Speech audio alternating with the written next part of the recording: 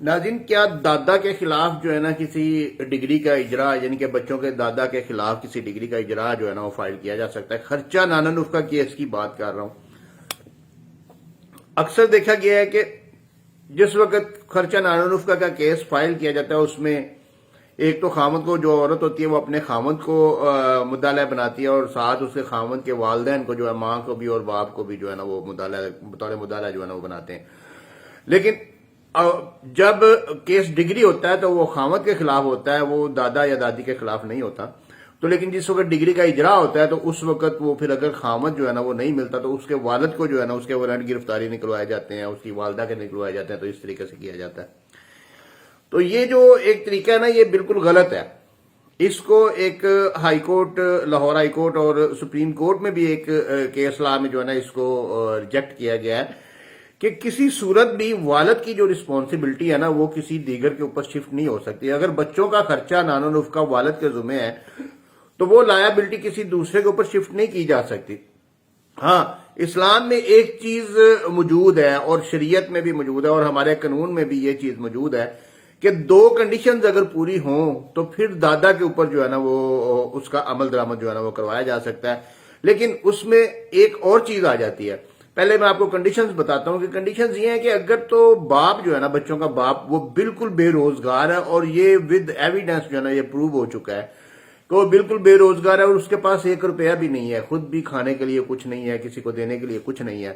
یا وہ بھی زکوٰۃ کے اوپر گزارا کر رہا ہے، یا بہت ہی غریب ہے اور اس کی دیہڑی وغیرہ مزدوری کر رہا ہے اور اس کے پاس کوئی پیسہ نہیں ہے دینے کے لیے۔ اور دوسری جو کنڈیشن ہے وہ یہ ہے کہ جو دادا ہے وہ اسٹرانگ فائنینشیل جو ہے نا وہ فائنانسز کا مالک ہے، جس کے پاس روپیہ پیسہ اچھا خاصا ہے۔